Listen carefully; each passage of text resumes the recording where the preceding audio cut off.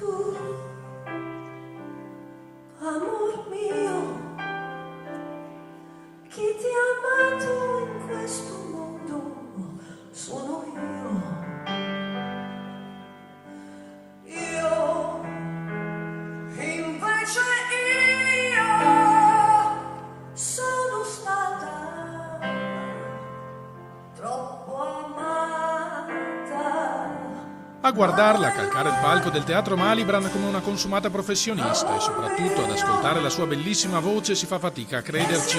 Eppure è la prima volta che la padovana Maria Chiara Rosso si esibisce davanti a un pubblico così vasto. A volerla accanto a sé nel grande concerto di Natale dedicato ai bambini di Città della Speranza è stato l'ex Pura de Canzian, che l'ha conosciuta un mese fa ed è rimasto profondamente colpito dalla sua passione per il canto. Così, dopo non poche insistenze, è riuscito a convincerla a partecipare alla serata.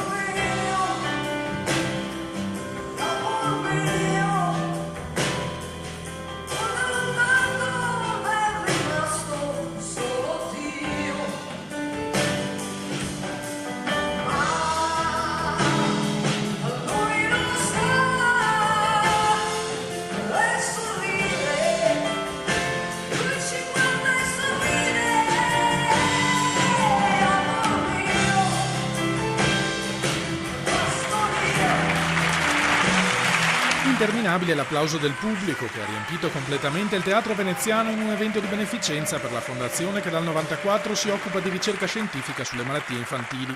Lei è una che se nasceva 50 anni fa diventava più forte di Mina e di Patti Bravo.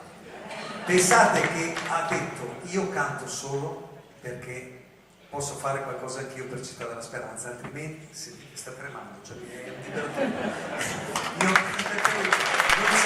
Non è stato il solo momento emozionante della serata che ha visto i veneziani rispondere in massa all'appello dell'artista trevigiano per un lungo viaggio nella musica di ieri e di oggi. Poi ce l'hanno qui.